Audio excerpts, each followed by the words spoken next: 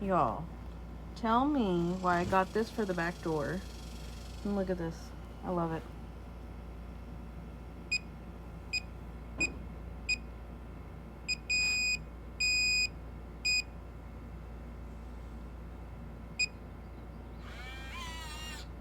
Excuse me? Excuse me?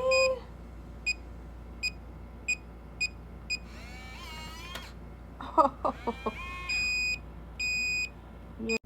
This is what the inside part looks like. Like, you can lock it yourself.